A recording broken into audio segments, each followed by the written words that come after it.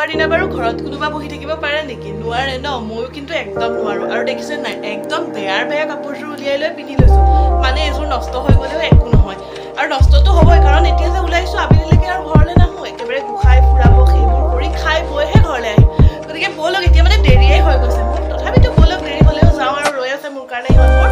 আমি যাওঁ এতিয়া ফাকু খেলিবলৈ দিয়া খানা ৰং আকৌ দিয়া অহ ৰং নাই খানা আকৌ এটা খানিবা দিছিলো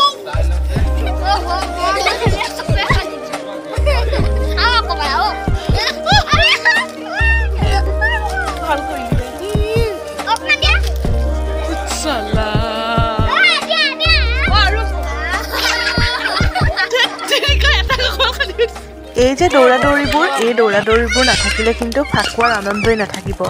আমিও যেতিয়া সৰু আছিলোঁ এনেকৈয়ে কোনোবাই যদি আমাক ৰং সানিবলৈ নিদিছিল দৌৰাই হ'লেও ধৰিছিলোঁ আৰু ৰং সানিছিলোঁ জেগাই নাই এতিয়া আমি হেৰি কৰিম ইমান ধুনীয়া লাগিছে ৰঙীন হৈ গ'লো একেবাৰে চাওঁ মুখকেইখন দেখুৱাই দিওঁ মুখখন দেখুৱাচোন অকণমান চাওঁ আকৌ মুখখন কিয় আকৌ লুকুৱাইছে চাওঁ বৰ ধুনীয়া হৈ আছে ভকত চাওঁ কাৰণ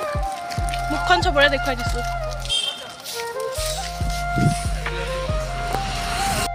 ভাল লাগিছে ইয়াৰ মূৰটো ইয়াৰ ভাল লাগিছে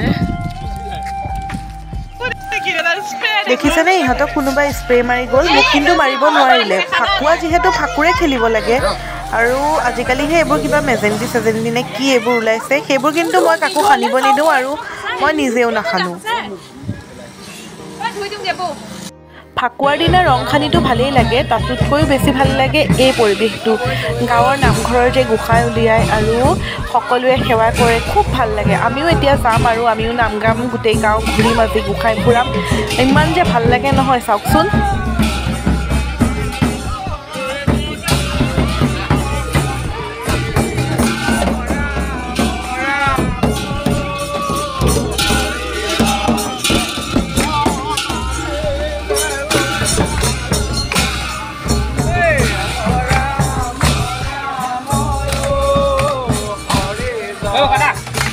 এয়া গাঁৱৰ ৰাইজৰ লগত আমিও আহিছোঁ আৰু এদিনহে ফূৰ্তি কৰিম গতিকে ফাকু খেলিম নামো গাম আৰু এই বৰমাজনীয়ে কেনেকুৱা লাগিছে মোৰ মোবাইলতে চাব আহিছে মানে ফাকুৱা সানিলে ন সকলোৱে তাৰপিছত কেনেকুৱানো লাগিছে বোলে চাওঁ দেচোন মই বোলো ধুনীয়াই লাগিছে দিয়ক আপোনাক তাৰপিছত এয়া আমি আহি আছোঁ দেখিছেনে বহুত মানুহ আহিছে আৰু এজনকৈ বাঢ়ি গৈ আছে আৰু মানুহ আৰু এয়া চাওক একেবাৰে নাচি আমাৰ ইহঁতে ক'বই নোৱাৰে